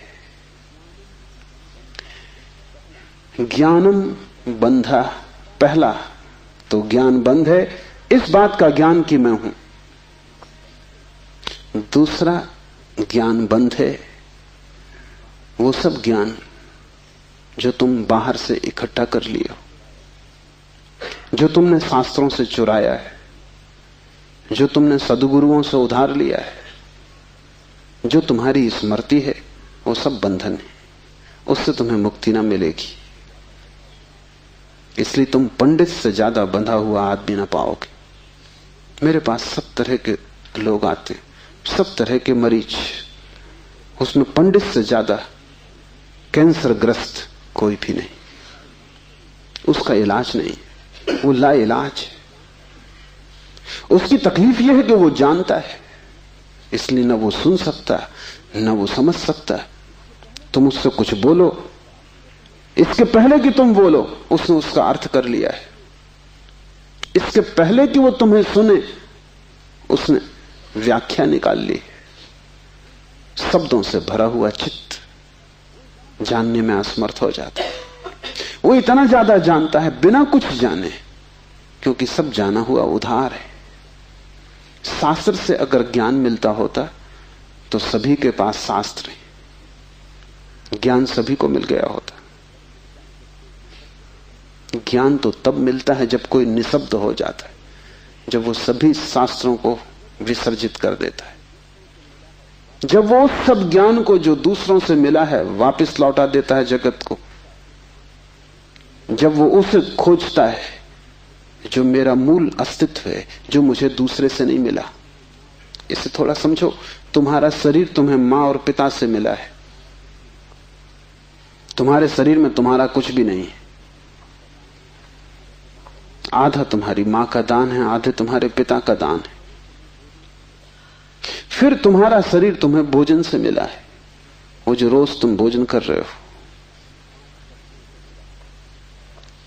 5 तत्वों से मिला है, वायु है, अग्नि है, 5 तत्व हैं, उनसे तुम्हें मिला है।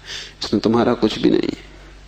लेकिन तुम्हारी चेतना तुम्हें 5 तत्वों में से किसी से भी नहीं मिली। तुम्हारी चेतना तुम्हें मां और पिता से भी नहीं मिली।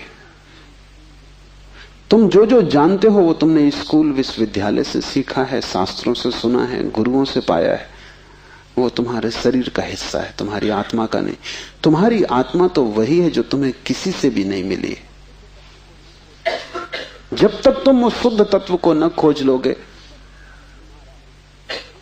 जो निपट तुम्हारा है, जो तुम्हें किसी से भी नहीं मिला है, न मां ने दिया, न पिता ने, न समाज ने, न गुरु ने, न शास्त्र ने, वही तुम्हारा स्वभाव है। ज्ञान बंद है क्योंकि वो तुम्हें इस स्वभाव तक न पहुंचने देगा।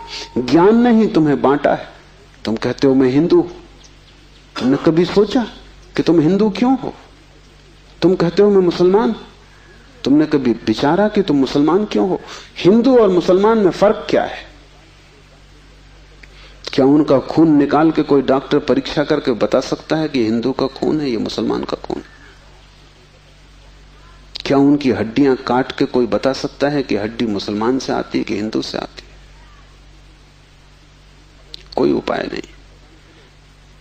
शरीर की जांच से कुछ भी पता न चलेगा, क्योंकि दोनों के शरीर 5 तत्वों से बनते हैं।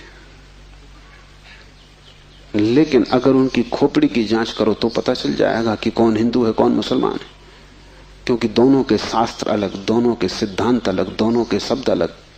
शब्दों का भेद है तुम्हारे बीच।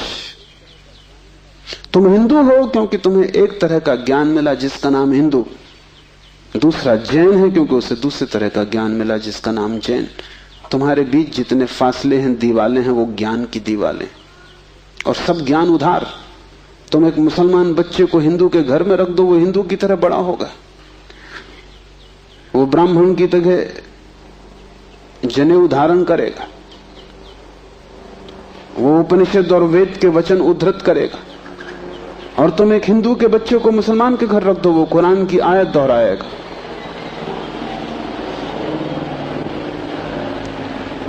ज्ञान तुम्हें बांटता है, क्योंकि ज्ञान तुम्हारे चारों तरफ एक दीवार खींच देता है, और ज्ञान तुम्हें लड़ाता है, और ज्ञान तुम्हारे जीवन में वैमनस्य और शत्रुता पैदा करता है। थोड़ी देर को सोचो, अगर तुम्हें कुछ भी ना सिखाया जाए कि तुम हिंदू हो या मुसलमान या जैन या पारसी, तो तुम क्या करोगे? तुम बड़े होगे एक मनुष्य की भांति, तुम्हारे बीच कोई दीवार ना होगी। दुनिया में कोई 300 धर्म है, 300 कारागृह, और हर आदमी पैदा होते से एक कारागृह या दूसरे कारागृह में डाल दिया जाता है। और पंडित पुरोहित बड़ी चेष्टा करते हैं कि बच्चे पे जल्दी से जल्दी कब्जा हो जाए, उसको वो धर्म शिक्षा कहते हैं। उससे ज्यादा अधर्म और कुछ भी नहीं है, वो उसको धर्म शिक्षा कहते हैं। 7 साल के पहले बच्चे को पकड़ लें, क्योंकि 7 साल का बच्चा अगर बड़ा हो गया तो फिर पकड़ना रोज रोज मुश्किल होता जाएगा। और बच्चे को अगर थोड़ा भी बोध आ गया तो फिर वो सवाल उठाने लगेगा, और सवालों का जवाब पंडितों के पास बिल्कुल नहीं है। पंडित सिर्फ मूढ़ों को तृप्त कर पाते हैं। जितनी कम बुद्धि का आदमी हो, पंडित से उतनी जल्दी तृप्त हो जाता है। वो एक प्रश्न पूछता, उत्तर मिल जाता है। तुम जाते हो पंडित से पूछते हो, संसार को किसने बनाया? वो कहता भगवान ने। तुम प्रसन्न घर लौटाते हो बिना पूछे कि भगवान को किसने बनाया। अगर तुम दूसरा प्रश्न पूछते, पंडित नाराज हो जाता, क्योंकि उसका उसे भी पता नहीं, किताब में वो लिखा नहीं। और फिर झंझट की बात है, परमात्मा को किसने बनाया? फिर तुम पूछते ही चले जाओगे, वो कोई भी जवाब दे, तुम पूछोगे उसको किसने बनाया। अगर गौर से देखो तो तुम्हारे पहले सवाल का जवाब दिया नहीं गया है। पंडित ने तुम्हें सिर्फ संतुष्ट कर दिया क्योंकि तुम बहुत बुद्धिमान नहीं। और बच्चे अबोध, उनका अभी तर्क नहीं जगा, विचार नहीं जगा, अभी वो प्रश्न नहीं पूछ सकते। अभी तुम जो भी कचरा उनके दिमाग में डाल दो, वो उसे स्वीकार कर लेंगे। बच्चे सभी को स्वीकार कर लेते हैं, क्योंकि वो सोचते हैं जो भी दिया जा रहा है वो सभी ठीक है।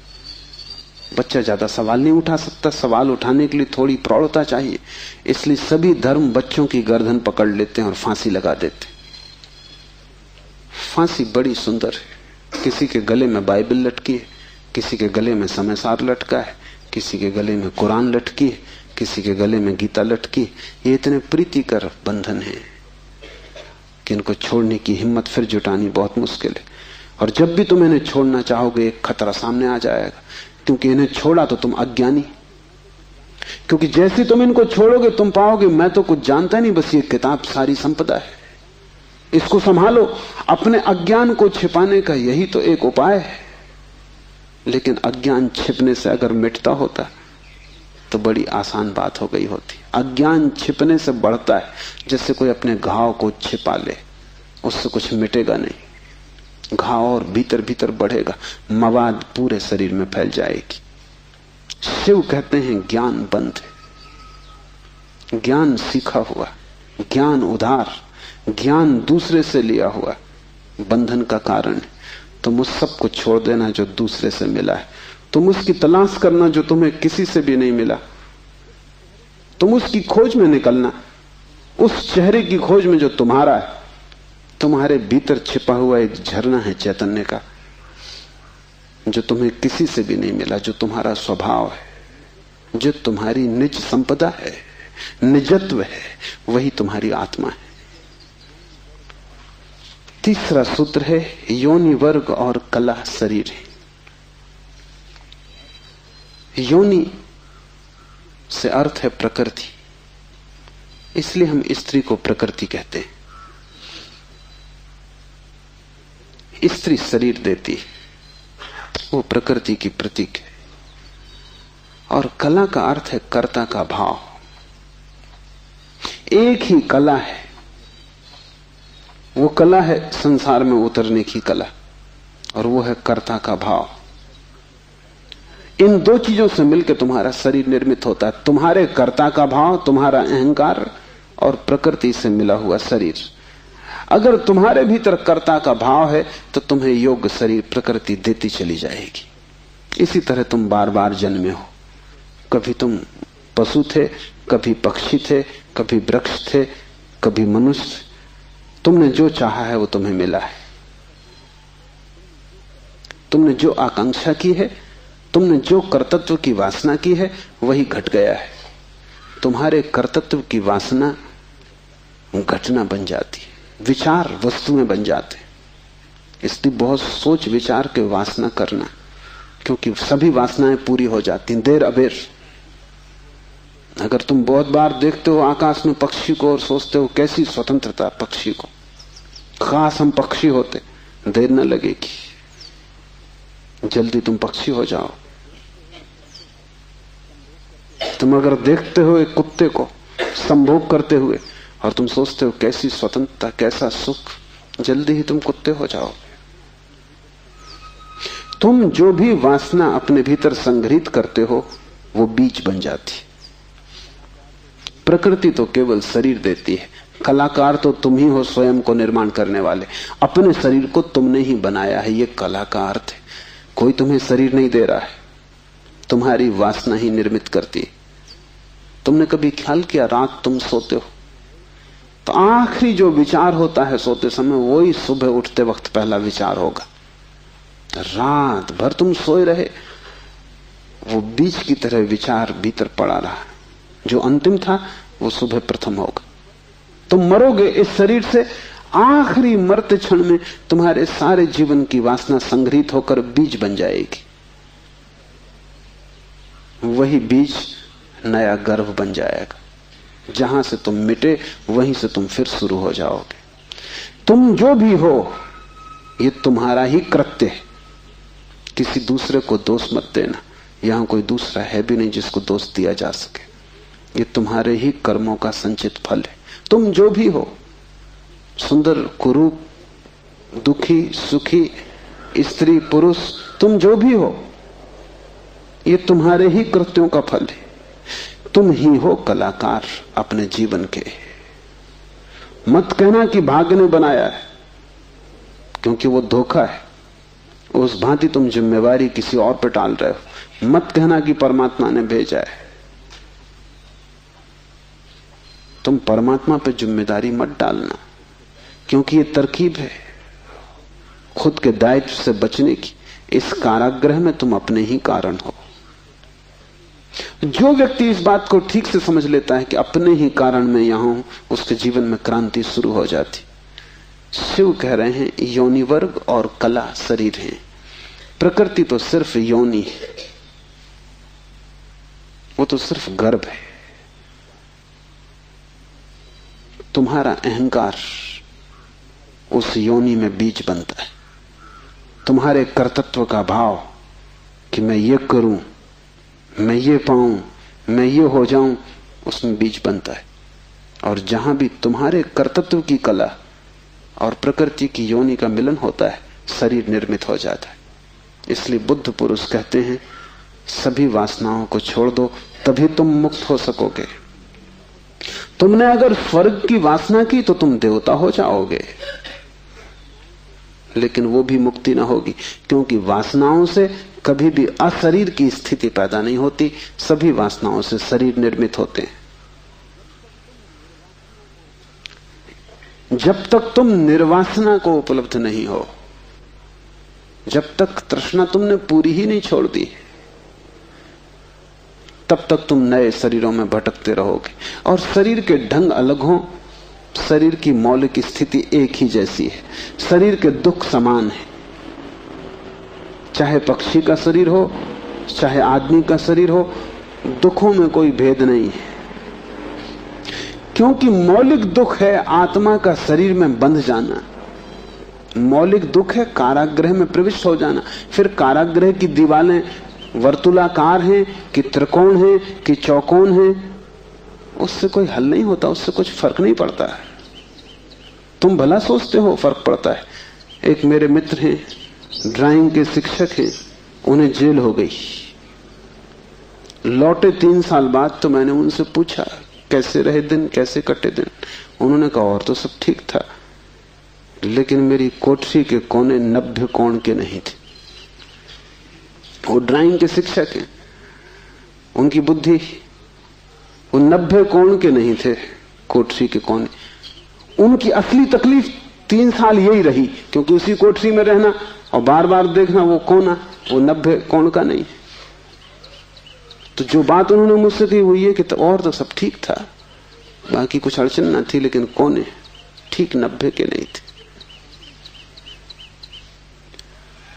कोने 90 के हों कि 90 के ना हो, इससे क्या बुनियादी फर्क पड़ेगा। कारागृह कारागृह, पक्षी का शरीर के आदमी का बहुत फर्क नहीं पड़ता। बंद तुम हो गए वही दुख है, बंध गए तुम वही दुख है। वासना बांधती है, वासना है रज्जु जिससे हम बंधते हैं।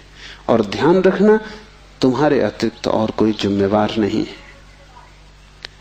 उद्यमो भैरवा, चौथा सूत्र है उद्यम ही भैरव है। उद्यम उस आध्यात्मिक प्रयास को कहते हैं जिससे तुम इस कारागृह के बाहर होने की चेष्टा करते हो। भैरव शब्द पारिभाषिक है। भा का अर्थ है भरण, रा का अर्थ है रवण, वा का अर्थ है वमन। भरण का अर्थ है धारण, रवण का अर्थ है संहार और वमन का अर्थ है फैलाना। भैरव का अर्थ है ब्रह्म, जो धारण किए है, जो संभाले है, जिसमें हम पैदा होंगे और जिसमें हम मिटेंगे, जो विस्तार है और जो ही संकोच बनेगा, जो सृष्टि का उद्भव है और जिसमें प्रलय होगा। मूल अस्तित्व का नाम भैरव है। शिव कहते हैं उद्यम ही भैरव है। और जिस दिन भी तुमने आध्यात्मिक जीवन की चेष्टा शुरू की, तुम भैरव होने लगे, तुम परमात्मा के साथ एक होने लगे। तुम्हारी चेष्टा की पहली किरण और तुमने सूरज की तरफ यात्रा शुरू कर दी। पहला ख्याल तुम्हारे भीतर मुक्त होने का, और ज्यादा दूर नहीं है मंजिल, क्योंकि पहला कदम करीब करीब आधी यात्रा है। उद्यम भैरव है। पाओगे देर लगेगी, मंजिल पहुंचने में समय लगेगा, लेकिन तुमने चेष्टा शुरू की और तुम्हारे भीतर बीज आरोपित हो गया कि मैं उठूं इस कारागृह के बाहर, मैं जाऊं शरीर से मुक्त हूं, मैं हटूं वासना से, मैं अब और बीज न बोऊं इस संसार को बढ़ाने के, मैं और जन्मों की आकांक्षा न करूं। तुम्हारे भीतर जैसे ही ये भाव सघन होना शुरू हुआ कि अब मैं मूर्छा को तोड़ूं और चैतन्य बनूं, वैसे ही तुम भैरव होने लगे, वैसे ही तुम ब्रह्म के साथ एक होने लगे। क्योंकि वस्तुतः तो तुम एक हो ही, सिर्फ तुम्हें स्मरण आ जाए। मूलतः तो तुम एक हो ही, तुम उसी सागर के झरने हो, तुम उसी सूरज की किरण हो, तुम उसी महाआकाश के एक छोटे से खंड हो। पर तुम्हें स्मरण आना शुरू हो जाए और दीवारें विसर्जित होने लगे तो तुम उस महाआकाश के साथ एक हो जाओगे। उद्यम भैरव है। बड़ी सघन चेष्टा करनी जरूरी है, क्योंकि नींद गहरी है। तोड़ोगे सतत तो ही टूट पाएगी, आलस्य करोगे संभव नहीं होगा। आज तोड़ोगे कल फिर बना लोगे तो फिर भटकते रहोगे। एक हाथ से तोड़ोगे दूसरे से बनाते जाओगे तो श्रम व्यर्थ होगा। उद्यम का अर्थ है तुम्हारी पूरी चेष्टा संलग्न हो जाए। लोग मेरे पास आते हैं, वो कहते हैं हम करते हैं लेकिन कुछ हो नहीं रहा, और मैं उनकी शक्ल देखता हूं, वो करते हैं ही नहीं, या ऐसा मरे मरे करते हैं जैसे मक्खियां उड़ा रहे हैं। उनके करने में कोई प्राण नहीं है, इसलिए नहीं होता। लेकिन वो आते ऐसे हैं जैसे कि वो परमात्मा पर कोई बड़ी कृपा कर रहे हैं कि करते हैं और नहीं हो रहा, तो शिकायत लेके आए कि कहीं कुछ गड़बड़ हो रही, कहीं कोई अन्याय हो रहा है, कि दूसरों को हो रहा है, हमें नहीं हो रहा। इस जगत में अन्याय होता ही नहीं। इस जगत में जो भी होता है न्याय है, क्योंकि यहां कोई आदमी नहीं बैठा है न्याय अन्याय करने को। जगत में तो नियम है, उन्हीं नियमों का नाम धर्म है। तुम अगर इस क्षेत्र से चले गिरोगे, टांग टूट जाएगी, तो तुम जाके अदालत में ये नहीं कहोगे कि गुरुत्वाकर्षण के कानून पर एक मुकदमा चलाता हूं। तो अदालत कहेगी तुम तिरछे मत चलते, गुरुत्वाकर्षण तुम्हें गिराने में उत्सुक नहीं है, न तुम्हें संभालने में उत्सुक है। तुम जब सीधे सीधे चलते हो वही तुम्हें संभालता है, जब तुम तिरछे चलते हो वही तुम्हें गिराता है। न गिराने की उसकी कोई आकांक्षा है, न संभालने की। तटस्थ है जगत का नियम। उस तटस्थ नियम का नाम धर्म है। उसको हिंदुओं ने रित कहा है। वो परम नियम है। वो तुम्हारी तरफ पक्षपात नहीं करता कि किसी को गिरा दे, किसी को उठा दे। तुम जैसे ही ठीक चलने लगते हो वो तुम्हें संभालता है। तुम गिरना चाहते हो वो तुम्हें गिराता है। वो हर हालत में उपलब्ध है। तुम जैसा भी उसका उपयोग करना चाहते हो वो तुम्हें खुला है, उसके द्वार बंद नहीं है। तुम सिर ठोकना चाहते हो दरवाजे से, सिर ठोक लो। तुम दरवाजा खोल के भीतर जाना चाहते हो, भीतर चले जाओ। वो तटस्थ है। उद्यम भैरव है। महान श्रम चाहिए। उद्यम का अर्थ है प्रगाढ़ श्रम। तुम्हारी समग्रता लग जाए श्रम में, उसका नाम उद्यम है। और तब देर न लगी कि तुम्हारे भैरव हो जाने में। शक्ति चक्र के संधान से विश्व का संहार हो जाता है, 5वां सूत्र है। और अगर तुमने ठीक उद्यम किया, अगर तुमने अपनी संपूर्ण ऊर्जा को संलग्न कर दिया चेष्टा में, सत्य की खोज, परमात्मा की खोज या आत्मा की खोज में, तो तुम्हारे भीतर जो शक्ति का चक्र है वो पूर्ण हो जाता है। अभी तुम्हारे भीतर शक्ति का चक्र पूर्ण नहीं है, कटा बटा है। वैज्ञानिक कहते हैं कि बुद्धिमान से बुद्धिमान आदमी भी अपनी 15% से ज्यादा प्रतिभा का उपयोग नहीं करता। 85% प्रतिभा ऐसे ही सड़ जाती। ये तो बुद्धिमान आदमी की बात है। बुद्धू का क्या हिसाब, वो तो शायद करते ही नहीं। हम अपने शरीर की भी ऊर्जा का पूरा उपयोग नहीं करते, 5% ज्यादा से ज्यादा। तो अगर हम मंदे मंदे जीते, अगर हमारा दिया टिमटिमाता टिमटिमाता लगता है, तो कसूर किसका है? तुम जीते ही नहीं पूरी तरह। जैसे तुम जीने से भी भयभीत हो कि लपट कहीं जोर से ना आ जाए। तुम डरे डरे हो, तुम कपते कपते जीते हो। तो फिर शक्ति का जो चक्र है तुम्हारे भीतर वो पूरा नहीं हो पाता। तो तुम्हारी गाड़ी ऐसे चलती जैसे कभी कार को तुमने देखा हो, पेट्रोल कभी आता कभी नहीं आता, कभी कचरा आता, तो कार ऐसे चलती जैसे हिचकी खा रही हो। बस ऐसा तुम्हारा जीवन है, हिचकी खाते तुम चलते हो। जरा जरा सी शक्ति के खंड खंड आते, अखंड शक्ति नहीं हो पाती। जिस चीज में भी तुम अपनी पूरी शक्ति लगा दोगे, वो कोई भी हो चीज, अगर तुम चित्र बनाते हो और चित्रकार हो और तुमने अपनी पूरी शक्ति को चित्र बनाने में लगा दिया, पूरी कि रत्ती भर बाकी ना बची, तो तुम वहीं से मुक्त हो जाओगे, क्योंकि वही उद्यम पूर्ण होते ही भैरव हो जाता है। अगर तुम एक मूर्तिकार हो, तुमने सब कुछ मूर्ति में समाहित कर दिया कि मूर्ति बनाते समय तुम ना बचे, बस मूर्ति ही बची, तो शक्ति का चक्र पूरा हो जाता है। जब तुम पूरी शक्ति को निमज्जित करते हो किसी भी कृत्य में, वही ध्यान हो जाता है। भैरव निकट, मंदिर पास आ गया। 5वां सूत्र है शक्ति चक्र के संधान से विश्व का संहार हो जाता है। और जब भी तुम्हारी शक्ति का चक्र पूरा होता है, टोटल, समग्र, अंश अंश नहीं, पूर्ण, उसी क्षण तुम्हारे लिए विश्व समाप्त हो गया। तुम्हारे लिए फिर कोई संसार नहीं। तुम परमात्मा हो गए, तुम भैरव हो गए, तुम मुक्त हो। फिर तुम्हारे लिए न कोई बंधन है, न कोई शरीर है, न कोई संसार है। पूर्ण शक्ति का प्रयोग स्मरण रखना। इस समाधि साधना शिविर में अगर तुमने पूरी शक्ति को लगाया, ऐसे ही ऊपर ऊपर नहीं ध्यान किए, पूरी शक्ति लगा दी,